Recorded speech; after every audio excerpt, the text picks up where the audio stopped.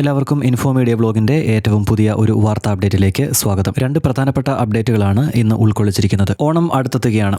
ഓണത്തോടനുബന്ധിച്ച് ജീവനക്കാർക്കും പെൻഷൻകാർക്കും വിവിധ വിഭാഗങ്ങളിലുള്ള ക്ഷേമ പെൻഷൻ ഗുണഭോക്താക്കൾക്കും പണം നേരത്തെ ലഭിക്കുമോ എന്നതാണ് ഇപ്പോൾ പലരുടെയും പ്രധാനപ്പെട്ട ചോദ്യവും നമ്മുടെയൊക്കെ സംസാര വിഷയവും.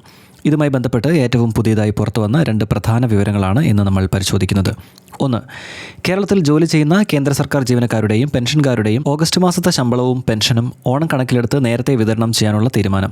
രണ്ട്, കേരളത്തിലെ സാമൂഹ്യ സുരക്ഷാ ക്ഷേമ പെൻഷൻ ഗുണഭോക്താക്കൾക്ക് ഓണത്തോടനുബന്ധിച്ച് 2 മാസത്തെ പെൻഷൻ ഒരുമിച്ച് നൽകുമോ എന്ന ചോദ്യം. ആദ്യം കേന്ദ്ര സർക്കാർ ജീവനക്കാരുടെയും അവരുടെ പെൻഷൻ്റെയും കാര്യം നോക്കാം. 2026 ഓണം കണക്കിലെടുത്ത് കേരളത്തിലെ കേന്ദ്ര സർക്കാർ ജീവനക്കാരുടെയും ഓഗസ്റ്റ് മാസത്തെ ശമ്പളം നേരത്തെ വിതരണം ചെയ്യാൻ കേന്ദ്ര സർക്കാർ അനുമതി നൽകിയിട്ടുണ്ട്. പുതിയ ഉത്തരവ് പ്രകാരം കേരളത്തിലെ കേന്ദ്ര സർക്കാർ ഓഫീസുകളിലെ ജീവനക്കാരുടെ ഓഗസ്റ്റ് മാസത്തെ ശമ്പളവും വേതനവും ഓഗസ്റ്റ് 24 തന്നെ വിതരണം ചെയ്യാൻ കഴിയും. അതുപോലെ കേരളത്തിലെ കേന്ദ്ര സർക്കാർ പെൻഷൻകാരുടെ ഓഗസ്റ്റ് മാസത്തെ പെൻഷനും ഓഗസ്റ്റ് 24 ബാങ്കുകളും ബന്ധപ്പെട്ട പേയിങ് ഏജൻസികളും വഴി വിതരണം ചെയ്യാൻ അനുമതി നൽകിയിട്ടുണ്ട്. ഓഗസ്റ്റ് 3, 2026 കേന്ദ്ര അക്കൗണ്ട്സ് വിഭാഗത്തിൻ്റെ ഉത്തരവിലാണ് ഇക്കാര്യം വ്യക്തമാക്കിയിരിക്കുന്നത്. അതായത് സാധാരണയായി മാസാവസാനത്തോട് അടുത്ത് ലഭിക്കേണ്ട ഓഗസ്റ്റ് മാസത്തെ ശമ്പളവും പെൻഷനും ഓണത്തിന് മുൻപ് തന്നെ ലഭിക്കുന്ന സാഹചര്യമാണിപ്പോൾ ഉള്ളത്.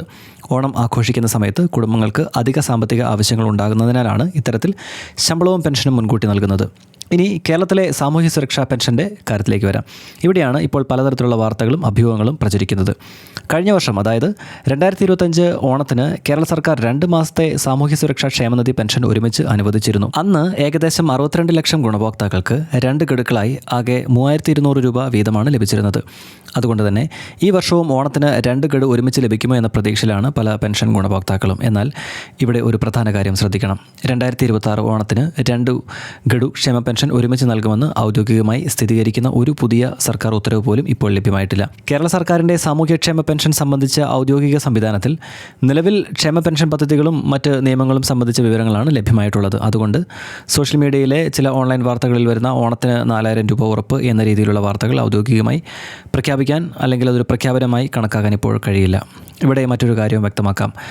കേന്ദ്ര സർക്കാർ പെൻഷൻ എന്നും കേരള സാമൂഹ്യ സുരക്ഷാ ക്ഷേമ പെൻഷൻ എന്ന് പറയുന്നത് 2 വ്യത്യസ്ത വിഭാഗങ്ങളാണ്. കേന്ദ്ര സർക്കാർ ജീവനക്കാരായി വിരമിച്ചിട്ടുള്ളവർക്കുള്ള പെൻഷനാണ് കേന്ദ്ര സർക്കാർ പെൻഷൻ.